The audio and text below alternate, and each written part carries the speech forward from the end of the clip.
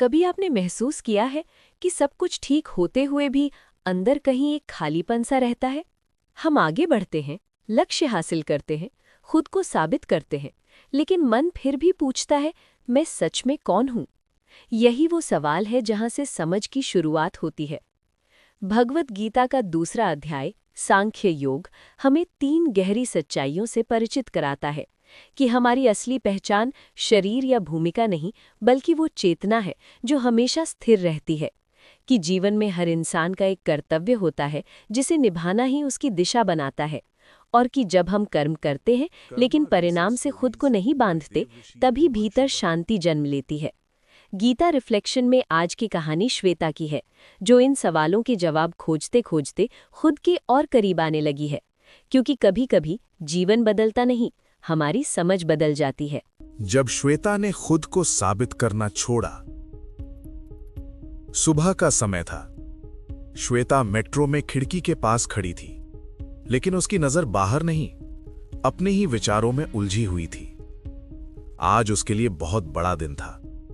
Company में leadership role के लिए प्रेजेंटेशन, सालों की मेहनत, सैकड़ों लेट नाइट्स और काउंटलेस एक्सपेक्टेशंस, सब आज के दिन पर टिके थे। लेकिन अंदर एक डर था, ऐसा डर जो फेलियर से भी बड़ा था। अगर मैं परफेक्ट नहीं हुई तो? श्वेता हमेशा स्ट्रांग दिखती थी।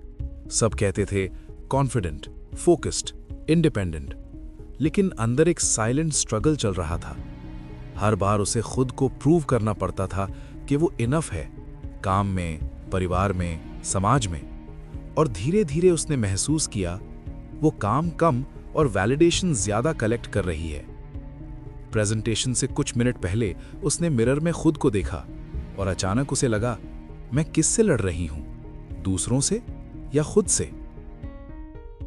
उस पल उसे समझ आया, उसका स्ट्रेस काम से नहीं, परफेक्ट बनने की कोशिश से है। प्रेजेंटेशन शुरू हुई। इस बार श्वेता ने खुद से कहा, ठीक है, मैं बस अपना बेस्ट दूंगी, बाकी जो होगा ठीक होगा। और पहली बार उसकी आवाज में नर्वसनेस कम, ऑथेंटिसिटी ज्यादा थी। वो इंप्रेस नहीं कर रही थी, वो एक्सप्रेस कर रही थी।